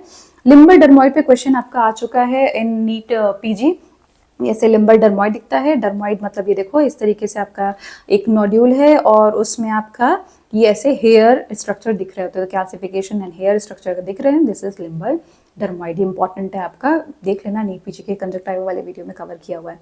अगर टेरिजियम हुआ तो इससे एस्टिग्मेटिज्म होगा, जो मैंने बताया। और एस्टिग्मेटिज्म क्यों हो रहा है, क्योंकि देखो ये क्वेश्चन ही है ना, तो एस्टिग्मेटिज्म इसका आंसर है। क्योंकि क्या होता है ना कि यहाँ पे इंक्रोचमेंट आ रहा है नेजल साइड से, अगर इंक्रोचमेंट कर रहा है यहाँ पर नेजल साइड में, तो उसकी तरफ की फ्लैटनिंग हो रही है, ठीक है। तो विद द रूल एस्टिग्मेटिज्म इसमें इंड्यूस हो रहा होता है, क्योंकि वर्टिकल स्टीप हो गया और हॉरिजॉन्टल फ्लैट हो गया। तो दिस इज योर टेरिजियम, जिसका एस्टिग्मेटिज्म एक कॉन्सिक्वेंस हो सकता है, ठीक है। अब इसका एक्सीजन करना होता है, टेरिजियम का एक्सीजन करना होता है विच कंजक्टाइवल ऑटोग्राफ। कहाँ से लाएंगे, यहाँ से पहले एक्सरसाइज कर दिया, हटा दिया उसको, फिर यहाँ से मेजर किया एंड सुपीरियर साइड से उतना ही मेजरमेंट लेके यहाँ पर ग्राफ लगा देते हैं। दिस इज ऑटोग्राफ, आपके ही उसमें से लगाया गया ऑटोग्राफ यूज करते हैं। एमनियोटिक मेम्ब्रेन भी यूज कर सकते हैं। ऑटोग्राफ को चिपकाने के लिए, एमनियोटिक मेम्ब्रेन को चिपकाने के लिए सूचर्स लगा सकते हैं, या फिर आपकी फाइब्रिन ग्लू आती है उसे भी यूज कर सकते हैं। और अगर बहुत अच्छा करना है तो माइटोमाइसिन सी या 5-फ्लोरोयूरेसिल का भी यूज कर सकते हैं। ये एंटी फाइब्रोटिक है, यहाँ पे फाइब्रस नहीं होगा तो आपका रिकरेंस नहीं होगा जनरली। ठीक है, तो ये 2-3 पॉइंट्स हैं। जो लास्ट क्वेश्चन है वो है एनाटॉमी पे। तो अभी हम देखते हैं इसका क्या पूछा गया है इसमें। Which of the following statement is false about the corneal epithelium. ठीक है, कॉर्निया की एपिथेलियम के बारे में पूछ रहे हैं। Regeneration is limited to the limbus, ऐसा है एक्चुअली, क्योंकि लिम्बस जो होता है उसमें स्टेम सेल्स हैं। आगे थोड़ी सी स्लाइड है उसमें बता दूंगी, है ना। लेकिन अभी ये तो पता ही है कि लिम्बस पे स्टेम सेल्स होते हैं, इसलिए रीजनरेशन वहां होता है। This is correct. Bowman's membrane regenerates, ऐसा नहीं है। बोमेन मेम्ब्रेन जो होती है वो रीजनरेट नहीं कर पाती है, तो यही इसका आंसर हो गया। फॉल्स स्टेटमेंट यही है। Line by stratified squamous epithelium, yes this is true, है ना, ऐसा ही है। And apical cells have microvilli. Apical cells have microvilli का मतलब जो आपकी टॉपमोस्ट लेयर है एपिथेलियल, उसके जो लेयर है एपिकल सेल्स जो होते हैं, जो टॉपमोस्ट जो सेल्स होते हैं वो किससे अटैच रहते हैं, टीयर फिल्म से। तो अब उसमें क्या होता है ना, जो म्यूसिन लेयर है उसकी, दैट उसमें क्या होता है ना कि आपको उसको पकड़ के रखना होता है, मतलब कि जो कॉर्निया है उसको पकड़ के रखना होता है, नहीं तो टीयर फिल्म जो होती है वो उस पर अटैच नहीं रहेगी कॉर्निया की सरफेस पे। इसलिए इसमें क्या होता है, ऐसे एपिकल सेल्स रहते हैं। ठीक है, तो सरफेस एरिया जो होता है दैट इज इंक्रीज, और इसीलिए टीयर फिल्म को होल्ड करके रख पाता है। तो ये भी आंसर आपका करेक्ट है। इसका आंसर है कि बोमेन मेम्ब्रेन जो होती है वो रीजनरेट नहीं करती, इसलिए भी ऑप्शन करेक्ट है। तो थोड़ा सा देख लेते हैं आपके कॉर्नियल एपिथेलियम के बारे में, जो पूरी एनाटॉमी है। इसको निमोनिक है इसका एपिथेलियम ABCDE। ओके, तो ए से आपका यहाँ से एपिथेलियम आ रहा है, बी से आ रहा है बोमेन्स मेम्ब्रेन, देन स्ट्रोमा, सी से, है ना, कॉर्निया का स्ट्रोमा। फिर आपकी आती है डी से सबसे पहले दुआस लेयर है, देन आपकी डेस्मेंट मेम्ब्रेन है, और लास्ट में है आपकी एंडोथीलियम। ठीक है, तो जो कॉर्नियल एपिथेलियम है ये हमने पढ़ा नॉन केराटिनाइज्ड है, स्ट्रेटिफाइड स्क्वामस एपिथेलियम। ठीक है, नॉन केराटिनाइज्ड है आपकी और स्ट्रेटिफाइड है स्क्वामस एपिथेलियम, और माइक्रोविलाई यहाँ पर होते हैं ऊपर की तरफ। ठीक है, अब ये जो है कॉर्निया के स्टेम सेल्स जो होते हैं वो कहाँ पर होते हैं, लिम्बस पर होते हैं। लिम्बस आपका कॉर्निया और स्लेरा का जंक्शन है, यहाँ पर होता है, दिस इज लिम्बस, वहाँ पर स्टेम सेल्स होते हैं, वहाँ से रीजनरेशन होता रहता है। बोमेन्स मेम्ब्रेन जो होती है वो क्या होती है, ये देखो ए सेल हो रहा है, इसमें कोई सेल्स नहीं होते। इसमें जब भी कभी कोई डैमेज होगा तो स्कारिंग होती है, एंड इसमें कोई रीजनरेशन नहीं होता है, यही था ऑप्शन में। स्ट्रोमा ये इतनी बड़ी सी होती है, ये इसमें क्या होता है आपका लैमेले में अरेंजमेंट होता है, लेकिन इसका रीजनरेशन नहीं होता है। दुआस लेयर और प्री डेस्मेट लेयर ये अब जो है काफी ज्यादा टफेस्ट लेयर मानी जा रही है, दुआस लेयर। ठीक है, तो ये एक पॉइंट इसका याद रखना। डेस्मेट मेम्ब्रेन काफी इंपॉर्टेंट है, आपको पता है डेस्मेट मेम्ब्रेन जो होती है वो क्या होती है, शॉल्वेस लाइन में जाके एक्सटेंड करती है। ठीक है, एक्सटेंड करती है शॉल्वेस लाइन में जाके, ये एंगल ऑफ एंटीरियर चैम्बर में दिखती है, आप गोनियोस्कोपी या फिर ग्लोकोमा वाले वीडियो में देख सकते हैं। ठीक है, और इसका क्या होता है, रीजनरेटिव पोटेंशियल है, यही सबसे ज्यादा इंपॉर्टेंट है। टाप की जो लेयर होती है टफेस्ट होती है, पहले यही थी, अब दुआस को बोल रहे हैं, लेकिन इसी में क्या होता है कि जब भी डैमेज होता है तो ये लेयर रह जाती है, डेस्मेंट मेम्ब्रेन रह जाती है, इसका रीजनरेटिव पोटेंशियल है, और ये काफ़ी ज़्यादा इंपॉर्टेंट लेयर है। ओके, डेस्मेंट मेम्ब्रेन ये रेजिस्टेंट भी है, मतलब काफ़ी रेजिस्टेंट लेयर होती है। एंडोथेलियम के बारे में पता है कि एक्टिव लेयर होती है, इसमें पंप वगैरह सिस्टम रहते हैं, और ये क्या करते हैं आपका कॉर्नियल ट्रांसपेरेंसी या हाइड्रेशन को मेंटेन करने में ये बहुत इंपॉर्टेंट है। तो ये है आपका कॉर्निया के बारे में क्वेश्चंस। अब आगे हम बढ़ते हैं टुवर्ड्स द लेंस पार्ट। तो लेंस में कुछ ही क्वेश्चन आए हैं, तो देख लेते हैं क्या है। सबसे पहले एनाटॉमी पे ही चलते हैं। Identify the mark structure in the eye. अब ये क्या हुआ, ये कई बार ये या तो यही फिगर था या कोई और फिगर था। इसमें क्या पूछा गया, देखो इसमें पूछा क्या गया, ये आपको ये लेंस दिख रहा है। ठीक है, ये कॉर्निया है, ये लेंस है। लेंस में आपका यहाँ पर आपको ऐसे जोन्यूल्स दिखाए गए। ठीक है, और जोन्यूल्स में भी एक पीछे एक और जोन्यूल है, और उसके बीच की स्पेस, इस स्पेस को पूछा गया कि है क्या। तो कौन सी है ये एगस लाइन है, लेंस कैप्सूल है, कैनाल ऑफ हैनोवर है, कैनाल ऑफ पेटेट है, क्या है, ये है कैनाल ऑफ पेटेट। तो आप जिसको नॉलेज होगी इस चीज की वो आंसर कर देगा। ले लेते हैं नॉलेज। देखो होता क्या है, सबसे पहले तो यहाँ पर हाँ पहले इसी को बताते हैं। लेंस जो है ना वो ऐसे इस तरीके का स्ट्रक्चर है ना, बाइकॉन्वेक्स, तो इसका इक्वेटर है ना। ये पॉइंट्स डिस्कस है एनाटॉमी वाले जो मेरा वीडियो है उसमें डिस्कस है, लेकिन अभी देखो यहाँ पे बता दे रही हूँ। यहाँ पर ये देखो ऐसे इक्वेटर, ये हो गया इक्वेटर आपका। ठीक है, यहाँ पर इक्वेटर है लेंस का।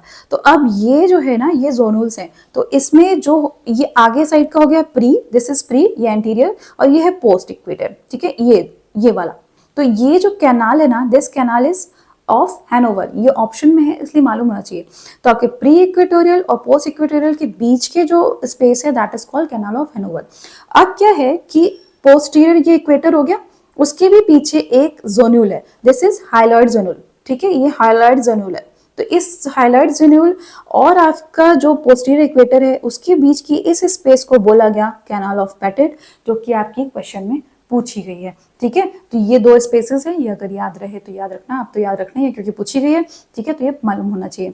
अब जो और चीजें हैं ना उसको भी एक बार देख लो कि इसमें कुछ स्पेसेस और ये पहले पूछी गई हैं। तो यहाँ पर है आपका ये विट्रस है, ठीक है, ये ऐसे विट्रस है और ये लेंस है। तो जहां पर लेंस और विट्रस इस तरीके से ये देखो ऐसे कांटेक्ट में आ रहे हैं ना, यहाँ पर ये वाला जो एरिया है this is hyaloid capsular ligament, और इसको हम बोलते हैं वीगर्ट्स लिगामेंट, ठीक है। पीछे उसकी पोस्टीरियर साइड से ये अटैचमेंट आ रहा है, ये है एंटीरियर हेलाइड फेस, पूरा जो है ना एंटीरियर हेलाइड फेस या मेम्ब्रेन बोलते हैं। ये इस तरीके से मेम्ब्रेन की तरह से विट्रस अटैच रहता है आपके लेंस में। इसमें जो होती है ना लेंस के पीछे साइड में यहाँ पर एक स्पेस जो रहती है वो उसको बोलते हैं हम बर्जर स्पेस, तो ये भी काफी इंपॉर्टेंट है। और इसी फोसा को हम बोलते हैं, इस फोसा को पूरे फोसा को बोलते हैं पेटलर फोसा। तो ये सारे इंपॉर्टेंट पॉइंट्स हैं, ये एनाटॉमिकली आपको लेंस में पढ़ने हैं और याद रखने हैं, ठीक है ना। इसमें जो एक रेमिनेंट है आपका वो है क्लॉकेट्स कैनाल, ये भी एक बार क्वेश्चन आ चुका है आपका, ओके ना। तो ये एनाटॉमी की कुछ चीजें हैं तो ये याद रखनी होती है, यहाँ पर मैं बता देती हूँ। अब जहां पर ये विगर्स लिगामेंट देखो इस तरीके से अटैचमेंट है ना लेंस कैप्सूल और आपके एंटीरियर हेलाइड मेम्ब्रेन का, तो उस लाइन को बोलते हैं एगर्स लाइन, जो आपके ऑप्शन में है, ठीक है। तो इस लाइन को बोलते हैं एगर्स लाइन। रेस्ट इज एवरीथिंग जो लिखा हुआ है वो आपको बताई गई, दिस इज फेस ऑफ मैटिगिनी। तो थोड़ा बहुत ये वाली आपको एनाटॉमी को याद रखना है, ठीक है ना। तो आगे बढ़ते हैं नेक्स्ट क्वेश्चन पे। नेक्स्ट क्वेश्चन है हमारा विच of the following is not a feature of complicated cataract, ठीक है। अब कॉम्प्लिकेटेड कैटरैक्ट क्या होते हैं, सेकेंडरी कैटरैक्ट, किसी जो कुछ प्रॉब्लम हुई है, पैथोलॉजी हुई है आई में, उसके बाद कैटरैक्ट डेवलप होना, these are called complicated cataract. तो उसमें से कौन सा फीचर नहीं है, तो पहले देख लेते हैं क्या है आपका कॉम्प्लिकेटेड कैटरैक्ट। इसमें क्या होता है ना इस तरीके का ऐसे क्रम टाइप का अपीयरेंस आता है, पोस्टीरियर कैप्सुलर सब कैप्सुलर होता है पर ब्रेड क्रम अपीयरेंस इस तरीके का आता है। और ये आता है पॉलीक्रोमैटिक लशर, मतलब ऐसे कई सारी लाइट्स की तरह ऐसे चमकता हुआ सा दिखता है। तो ये 2 points are necessary, polychromatic lustre and bread crumb appearance, these are seen in your complicated cataract, okay. और ये किन किन में बन सकता है, एंटीरियर यूवेटिस में बन सकता है, आपका जो होता है हेरिडिटी की फंडस डिस्ट्रॉफीज जो कि सबसे ज्यादा कॉमन आपको याद रखना है, रेटिनाइटिस पिगमेंटोसा में बन सकता है, हाई मायोपिया में, पैथोलॉजिकल मायोपिया में भी कैटरैक्ट बन सकता है और रेटिनल डिटैचमेंट अगर बहुत लॉन्ग स्टैंडिंग है तो भी कैटरैक्ट बन सकता है, ठीक है ना। तो ये कुछ कॉजेज है आपके कॉम्प्लिकेटेड कैटरैक्ट के, जिसमें एंटीरियर यूवेटिस बहुत ज्यादा कॉमन है, ये सबसे ज्यादा आपका क्वेश्चंस में भी आता है। और ये मान के चलते हैं कि polychromatic lustre and bread crumb appearance इसी में दिखता है। तो यहाँ पर आपका जो आ गया जो ऑप्शंस में है पॉलीक्रोमैटिक लस्टर होता है, और आफ्टर यूवेटिस है एंड ब्रेड क्रम्ब अपीयरेंस है, ये सब सही है। तो क्या रूल आउट आप कर पाए, क्रूकेनबर्ग स्पिंडल। और ये है क्या क्रूकेनबर्ग स्पिंडल, ये पहले ग्लोकोमा वाले पार्ट में हम पढ़ चुके हैं। ये मिलता है पिगमेंटरी ग्लोकोमा में, ये इस तरीके का डिपॉजिट है, आपके जो लाइन होती है यहाँ पर देखो इस तरीके से पिगमेंट्स डिपॉजिट रहते हैं पिगमेंटरी ग्लोकोमा में, क्योंकि यार इसके पिगमेंट जो होते हैं रब इस तरीके का अटैचमेंट होता है कि रब कर रहे होते हो और आपके रिलीज होके आते हैं एंटीरियर चैम्बर में, और ये जाके पीछे एंडोथेलियम पे डिपॉजिट हो जाते हैं एक लाइन की तरह। दिस इज कॉल्ड क्रूकेनबर्ग स्पिंडल, ठीक है ना। पिगमेंटरी ग्लोकोमा में दिखता है, ये ग्लोकोमा में डिस्कस्ड है। नेक्स्ट स्लाइड है आपकी, क्वेश्चन है a patient presented 2 weeks after cataract surgery with decrease vision, 2 हफ्ते हो गए उसका विजन घट गया है ना, ये इंपॉर्टेंट है। On examination there were anterior chamber cells and flare with hazy vitreous, ठीक है। एंटीरियर चैम्बर में सेल्स एंड विट्रस है यानी यूवियाटिस हुआ है, पर हेजी विट्रस पे इसका मतलब विट्राइटिस भी हो गया, विट्रस भी इन्वॉल्व हो गया। What can be the cause with the organism related, अब क्या हो गया इस पेशेंट को ये जानना है। अब 2 ऑप्शन में तो एंडोथेल्माइटिस है तो एंडोथेल्माइटिस ही होगा, ऐसे ही गेस करते हैं ना, लेकिन अब कौन सा ऑर्गेनिज्म होगा ये देखते हैं। तो अभी बताती हूँ आगे कैसे डिस्कशन चलता है। इसमें एक ऑप्शन दिया सिंपैथेटिक ऑप्थेल्मिया, ये ऑप्शन नहीं हो सकता क्योंकि क्या होता है इसमें परफोरेटिंग इंजरी होना जरूरी है, वो भी दूसरी आई में। तो जब कैटरेक्ट सर्जरी या फिर परफोरेटिंग इंजरी हो रही होती है एक आई में, तो अदर आई में जो चेंजेस दिखते हैं दैट इज यूवियाटिस होती है, granulomatous, that is seen in the other I. ये तो उसी आंख में हो रहा है ना, सेम आई में हो रहा है, तो ये तो ऑप्शन हट गया। टॉक्सिक एंटीरियर सेगमेंट सिंड्रोम, ये टास है, ये काफी इंपॉर्टेंट है, ये भी कैटरैक्ट सर्जरी के बाद दिखता होता है, इसका डिस्कशन आगे करते हैं। इसमें क्या होता है ना, ये आपका इतनी देर बाद नहीं दिखेगा, तुरंत ही दिख जाता है। देखो ये यहाँ पे देखो, ये है टास, ये है एंडोप्थेल्माइटिस। इसमें क्या होता है, यहाँ पर आपका लिम्बस टू लिम्बस से पहले एक चीज देखो कि इतना पेनफुल नहीं होता है। इसमें एंटीरियर चैम्बर में सेल्स, फ्लेयर सब कुछ दिखेगा। और कॉर्नियल एडिमा, यानी कि कॉर्नियल एडिमा जो होता है that is limbus to limbus, ये बहुत लिम्बस टू लिम्बस पूरा ऐसे डिफ्यूज एडिमा होता है, ठीक है ना। इसमें इतना डिफ्यूज एडिमा नहीं होता है, इसका जो कंपैरिजन में नेक्स्ट स्लाइड में है, तो ये इतना पेनफुल भी नहीं होता है। टॉक्सिक शॉक सिंड्रोम जो होता है, sorry toxic anterior segment syndrome जो होता है वो ऐसे दिख रहा होता है। ये क्यों होता है कि जो कंटामिनेटेड आपका अगर जो फ्लूइड है that is going into the eye, तो उसकी वजह से ये हो जाता है, कंटामिनेटेड इंस्ट्रूमेंट है उससे ये प्रॉब्लम हो सकती है, ठीक है। तो ये ट्रीट हो जाता है, मतलब तुरंत ही नेक्स्ट डे ही अपियर करता है। एंडोप्थेल्माइटिस जो होता है वो इतनी जल्दी अपियर नहीं करता है, एटलीस्ट 48 आवर्स का विंडो होता है, तो इसलिए 2 वीक्स का इंपॉर्टेंट है। अब जो हम देख रहे हैं ना वो आगे बताते हैं। इसमें जो ऑर्गेनिजम्स लिखे हुए हैं उसमें देखो, अब आगे बढ़ते हैं। एक्यूट जो है ना, एक्यूट जो होता है दैट इज उसका विंडो है। तो अगर एंडोप्थेल्माइटिस को एक्यूट और क्रोनिक के में या डिलेड बोल सकते हैं, नॉट क्रोनिक। एक्यूट में क्या होता है ना, अगर 6 हफ्ते सर्जरी हुई है और 6 वीक से पहले अगर कोई प्रॉब्लम हो गई दैट इज एक्यूट, तो उसका ऑर्गेनिज्म रखा गया है कोक्लेस नेगेटिव स्टेफाइलोकोकाई, ठीक है ना, जो स्टेफाइलोकोकस एपिडर्मिस है उसको रखा गया है। Okay, so this is your acute. तो ये आपका क्वेश्चन जो है 2 वीक्स का, इसलिए किसमें चला गया, एक्यूट में चला गया। फिर है डिलेड। डिलेड में क्या है आपका, जो 6 वीक के बाद होता है उसमें है आपका प्रोपियोनिबैक्टीरियम एक्ने, तो इसीलिए यहाँ से सिर्फ क्योंकि 2 वीक्स लिखा हुआ है इसलिए हमने वो ऑप्शन को रूल आउट कर दिया, ठीक है ना। तो अब आप देखोगे कि इसमें कैसी पिक्चर दिखती है। यहाँ पर आप देख रहे हो टास में और एंडोफ में कितनी पेनफुल है, इन्फ्लेम्ड है, रेडिश है, ये सब दिखता है। उसमें हाइपोपियन भी दिख रहा है, हाइपोपियन इसमें भी हो सकता है, लेकिन इसमें जो मेन है आपका पेन, रेडनेस, ये सब दिखती है। तो देख लेते हैं इसमें क्या ऑप्शन है। ये क्या होता है, देखो toxic anterior segment syndrome non infectious होता है, जो आपका BSS सॉल्यूशन जिससे हम इरिगेट करते हैं ना आई को, उसमें वॉश वगैरह करते हैं, उसमें कहीं कंटामिनेशन उसकी वजह से हो सकता है, ठीक है। एंडोप्थेल्माइटिस तो ऑब्वियसली इन्फेक्टिव है ना, बैक्टीरियल फंगल कुछ भी हो सकता है। विंडो इंपॉर्टेंट है, ये आपका लेस देन 1 डे या नेक्स्ट डे ही आपका मिल जाएगा, और इसमें 3 to 7 लिखा है या 48 आवर्स के बाद दिखता है, दैट इज एंडोथर्माइटिस। एक्यूट के लिए 6 वीक और अगर डिलेड है तो 6 वीक से ज्यादा, बस, है ना। इसमें क्या होता है, ब्लरी विजन, और इसमें टॉक्सिक वाले में इसमें पेन जो होता है बिल्कुल नहीं होता है, ऑलमोस्ट निल होता है, लेकिन इसमें काफी ज्यादा पेन होता है, ठीक है, इन एंडोप्थेल्माइटिस। अब ये परसेंटेज छोड़ दो, ये आगे की बात है, लेकिन पेनफुल होता है, लिड का एडिमा दिख रहा होता है, ठीक है, लिड की स्वेलिंग इंपॉर्टेंट होती है, मतलब इतना इन्फ्लेमेशन हो जाता है। कॉर्नियल एडिमा जो होता है that is limbus to limbus, मतलब पूरा हेजी हो जाता है, लेकिन इसमें जो एंडोप्थेल्माइटिस में कोई पर्टिकुलर पार्ट में ही एडिमा मिलेगा, ओके। पर इसमें क्या होता है, काफी डिफ्यूज मिलता है टॉक्सिक एंटीरियर सेगमेंट में। फिर आपका एंटीरियर चैम्बर में आके सेल्स वगैरह ये सब कुछ मिलेंगे, जो कि आपके एंडोफ में मिलेंगे, हाइपोपियन में मिलेगा, ऑलमोस्ट सिमिलर है, लेकिन इसके जो जितने भी चेंजेस हैं वो सभी आपके एंटीरियर चैम्बर तक ही रहेंगे, इसलिए इसका नाम ही है टॉक्सिक एंटीरियर सेगमेंट सिंड्रोम। लेकिन एंडोफ में आपका विट्रस भी इन्वॉल्व होगा, इसलिए क्वेश्चन में क्या है, हेजी विट्रस लिखा हुआ है, इसीलिए हमने एंडोफ की तरफ आंसर मार्क किया है, विट्रस का इन्वॉल्वमेंट होता है। इसके ट्रीटमेंट के लिए, टॉक्सिक एंटीरियर सेगमेंट के ट्रीटमेंट के लिए सिंपल आपको कॉर्टिकोस्टेरॉइड देने हैं, ये ठीक हो जाएगा पेशेंट। लेकिन एंडोप्थेल्माइटिस अगर हो रहा है तो आपको क्या करना है, इंट्राविट्रल यानी डायरेक्ट आंख के अंदर आपको इंजेक्शन देने हैं, किसके, वैंकोमाइसिन, सेफ्टोरिजिडिन, एंटीबायोटिक्स के देने हैं। अगर उससे भी हील नहीं कर रहा होता है तो आपको विट्रेक्टमी करनी होती है। तो पार्सल में एक जगह लिखा हुआ है कैसे ट्रीटमेंट करना है, जो स्टडी हुई थी EVS स्टडी उसका नाम है। उसमें क्या करते हैं, अगर PL पॉजिटिव से ज्यादा विजन है तो you can go for intravitreal injection. अगर PL पॉजिटिव बस हो गया पेशेंट का विजन तो स्ट्रेट अवे ले जाओ उसको विट्रेक्टमी के लिए। तो ये भी एक आंसर हो सकता है।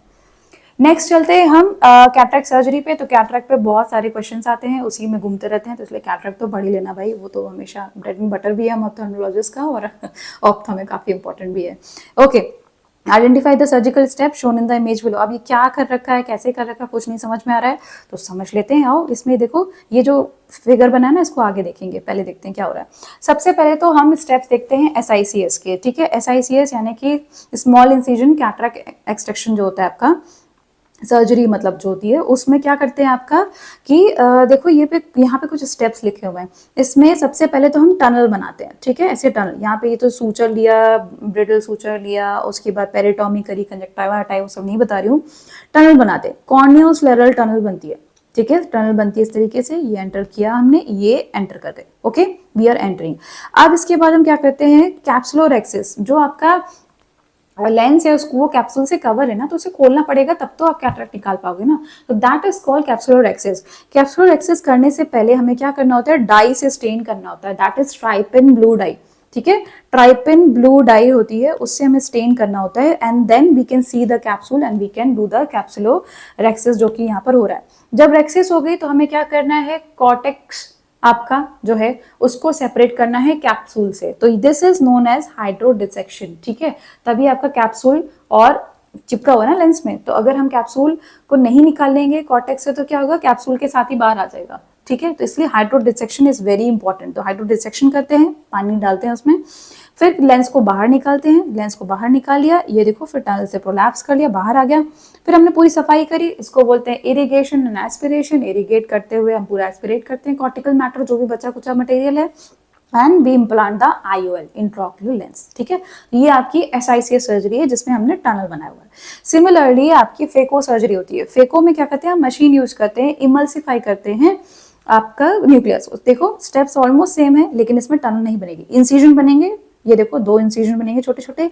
डाई से स्टेन करने के बाद हम क्या करेंगे, रेक्सिस करेंगे, रेक्सिस के बाद देखो डिसेक्शन किया, क्योंकि हमें कैप्सूल से कॉर्टेक्स को हटाना है, okay, then what we do phacoemulsification, हम पूरा कैटरेक्ट को ऐसे तोड़ बोड़ के खा जाएंगे, ओके, यही बोलते खा जाएंगे मतलब मशीन खा लेगी। Then we do irrigation aspiration, same जैसे इसमें किया हुआ है इरिगेशन एस्पिरेशन, ये देखो ये बाई मैनुअल से भी किया हुआ है, इस तरीके से हमने मतलब दोनों तरफ से इस तरीके के इंसिजन लगे रहते हैं, तो उससे हम क्लीन करते जाते हैं। फिर उसके बाद हम लेंस को इम्प्लांट करते हैं, लेंस इसमें फोल्डेबल जाता है, क्योंकि इतनी सी स्पेस से जाना होता है, उसमें जाता है आपका रिजिड लेंस, पामा लेंस जाता है। फिर आप करोगे क्या, इसमें ये जो है आपका पूरा का पूरा लेंस को इम्प्लांट करने के बाद आप इसको पोर्ट को सील कर देते हैं। अब इसमें एक इंपॉर्टेंट पॉइंट आ रहा है जो कि नेक्स्ट में भी है, तो पहले तो देख लेते हैं इसका आंसर, देख लेते हैं इसका आंसर हो जाएगा आपका कैप्सुलोरेक्सिस, है ना, ये देखो रेक्सिस बन रही है, ये स्टेन्ड है आपका कैप्सूल और उसको खोला जा रहा है, दिस इज कैप्सुलोरेक्सिस, तो बाकी सारे स्टेप्स नहीं है। अब जब भी आपकी इतनी सर्जरी चल रही ना, तो आपने जैसे ही एंटर किया, एक पॉइंट बताती हूँ क्योंकि आगे क्वेश्चन आया हुआ है मेरे ख्याल से, हाँ विस्को इलास्टिक पर ही है। तो अब क्या होता है कि जब भी आपने एंटर किया तो पूरा जो एक्वस है वो लीक होके बाहर आ जाएगा, तो क्या वो कॉर्निया एकदम ऐसे एड्रेच एकदम फ्लैट हो जाता है, एकदम धंस जाएगा, तो आप काम कैसे करोगे, है ना, उसके अंदर तो आप कर ही नहीं सकते। तो आपका चैम्बर मेंटेन करने के लिए आपको एक डिवाइस चाहिए, डिवाइस मतलब कि कोई ऐसा फ्लूइड चाहिए या फिर कोई ऐसा एजेंट चाहिए जो आपका मेंटेन कर सके, तो उसको बोलते हैं विस्को इलास्टिक सब्सटेंस, है ना, जेल तरीके की चीजें होती हैं जो कि हम इंजेक्ट करते हैं इसमें, इससे हमारा चैम्बर मेंटेन रहता है। देन वी कैन डू कैप्सुलोरेक्सिस, क्योंकि हमने पूरा ओपन कर दिया, नहीं तो एक्वस तो बाहर आ गया, तो कैसे करोगे, है ना, जैसे ही इंसिजन देंगे एक्वस तुरंत बाहर आ जाएगा। तो उस फ्लैटनिंग को बचाने के लिए, मेंटेन करने के लिए चैम्बर को, we insert viscoelastic substances, okay. तो हमने इस तरीके से इंसर्ट किया, रेक्सिस करेंगे, और आपका IOL इम्प्लांटेशन से पहले भी हम ये दोनों जो स्टेप हैं इनको करने से पहले हमेशा विस्को इलास्टिक सब्सटेंस को इंजेक्ट करते हैं, ताकि हम आसानी से उसमें काम कर सकें, और उसी के ऊपर क्वेश्चन है, इसीलिए सर्जरी में भी बता दिया मैंने, है ना। वी ऑल्सो डू दिस कि फेको इमल्सिफिकेशन के टाइम पे भी हम विस्को जो रहता है ना उसको इंजेक्ट कर देते हैं, विस्को इलास्टिक सब्सटेंस को, और इससे क्या होता है ना कि कभी भी आपके जो इंस्ट्रूमेंट अंदर बाहर जा रहे हैं वो कॉर्निया पे टकराए ना, अगर टकरा भी जाए तो थोड़ा सा एक जेल जैसा रहता है, तो इतना मतलब डैमेज ना हो, तो प्रोटेक्ट करता है आपके कॉर्निया को, जो भी इंस्ट्रूमेंट वगैरह प्रॉब्लम हो रही है, अंदर जा रहे हैं बाहर जा रहे हैं उसमें काम कर रहे हैं तो उससे, या फिर कैटरेक्ट कर रहे हैं तो उसके पीसेस उड़ के आ रहे हैं ऊपर, वैसे कॉर्निया पे टकराते सब होता है ना, तो उससे बचाता है विस्को इलास्टिक सब्सटेंस। तो इस आगे क्वेश्चन है इसलिए मैंने अभी यही बता दिया। आई होप ये सर्जरी अभी तक समझ में आ गई होगी। चलते हैं इसी क्वेश्चन पे, which of the following is true about the viscoelastic substance. तो क्या है, causes the mechanical injury to the endothelium, नहीं ये प्रिवेंट करता है भाई, तो ट्रू पूछ रहे हैं ना, तो ये तो गलत ही है ना, प्रिवेंट करता है, मैंने बताया ना कि एक कोटिंग करके रखता है उसके ऊपर एंडोथेलियम यानी कॉर्निया पे, है ना। Prevents the anterior chamber from collapsing and during the crucial steps like capsulorhexis and IOL, जो मैंने बताया है ना, अगर कोलैप्स हो जाएगा तो आप रेक्सिस और IOL इम्प्लांटेशन नहीं कर पाओगे, तो ये काफी इंपॉर्टेंट हो गया, यही इसका आंसर है।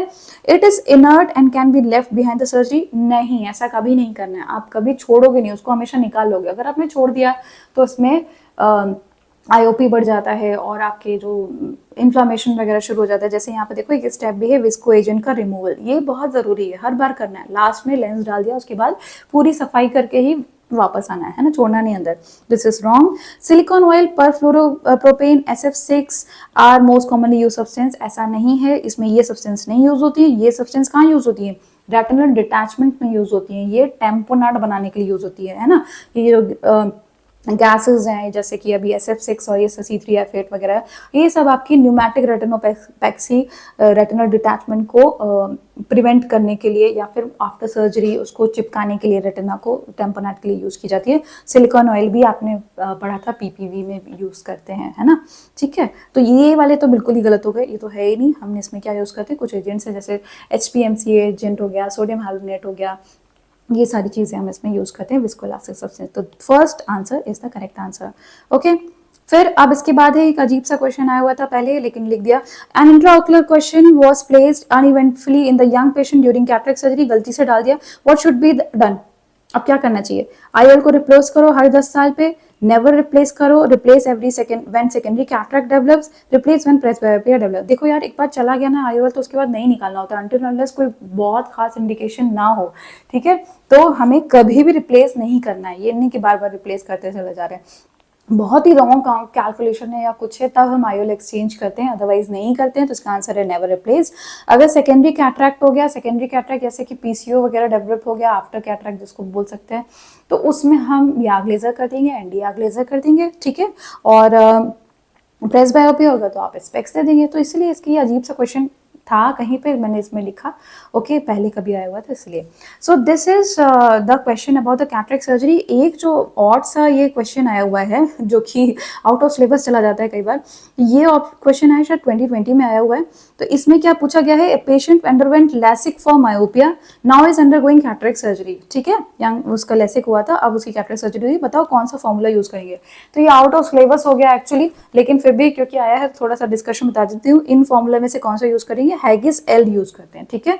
लेसिक होने के बाद हैगिस एल फॉर्मूला यूज करते हैं बिफोर यो कैटरेक्ट सर्जरी। हम आईओएल पावर, तो जो भी लेंस आपकी आंखों में डालना है ना, ये देखो इसमें उसका पावर कैलकुलेशन होता है, हम लोग कैलकुलेशन करने के बाद ही डालते हैं लेंस, ऐसे नहीं कुछ भी डाल देते हैं, ठीक है ना। तो उसका ये SRK फॉर्मूला है जो आपकी बुक्स में भी दिया है, उसका मतलब है power is equal to A, इसमें कॉन्स्टेंट है, ठीक है, लेंस का जो भी आईएल पड़ेगा उसका कांस्टेंट होता है, -2.5 L, L is axial length, जो भी आपकी आई की एक्सियल लेंथ निकलेगी जो आप A स्कैन के थ्रू निकालोगे, एंड 0.9 K आपका होता है कैरेटोमेट्री की रीडिंग्स, है ना। तो ये अगर आप फॉर्मूला में रखोगे तो आपको जो आईओएल पावर का फॉर्मूला पावर मिलता है वही आप लेंस डालते हैं, this is simple your SRK formula, ठीक है। अब इसके बाद और मॉडिफाई होता चला गया, आज तक मॉडिफाई हो रहा है, बहुत सारे फॉर्मूले, इतना नहीं पढ़ना है आपको। इसमें SRK 1 और 2 लिखा हुआ है ऑप्शन में, तो उसमें सिंपल जो A कांस्टेंट था उसको थोड़ा सा चेंज किया गया था according to the axial length, तो थोड़े बेटर हो गए थे। जो अभी चल रहे हैं SRK T, ठीक है, उसको हम कह सकते हैं SRK T, जो कि नॉर्मल आपकी एक्सियल लेंथ है उसमें यूज किया जाता है। और भी बहुत है यार, बैरेट्स है और यूनिवर्सल फॉर्मूला है, तो इतना नहीं जाना है, ठीक है ना, अभी इसी पे स्टिक करो। हॉफर क्यू जो होता है वो आपकी शॉर्ट आइज के लिए भी यूज किया जाता है, ठीक है, शॉर्ट आइज जो होती है यानी कि 22 से कम हो गई।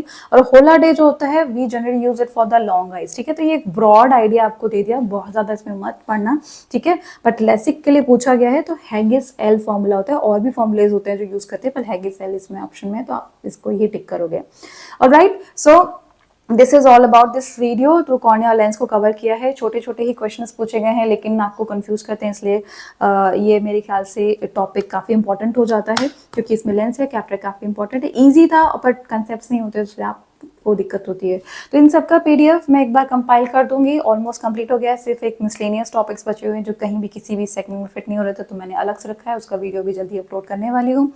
इसका जब भी ये जैसे ही कंप्लीट हो गया PDF आपको शेयर किया जाएगा, आपको टेलीग्राम ग्रुप पे या फिर इंस्टाग्राम ग्रुप पे मिल जाएगा। और नीट PG के लिए जो कि अगस्त में होने वाला है, उसके लिए मैं एक क्रैश कोर्स का प्लान कर रही हूँ, आई होप मैं उसे बना पाऊँ, जब भी आएगा तो आपको नोटिफाई ज़रूर किया जाएगा। इसीलिए बने रहिए मेरे साथ, keep studying and keep watching my videos, share कीजिए, अगर कोई डाउट आ रहा है तो ज़रूर पूछिए, कमेंट्स में पूछिए, इतने सारे जो लिंक्स लिखे हुए हैं आप उस पर पूछ सकते हैं। मेंबरशिप ज्वाइन करिए, उसमें रिविजन वीडियोज़ आते रहते हैं।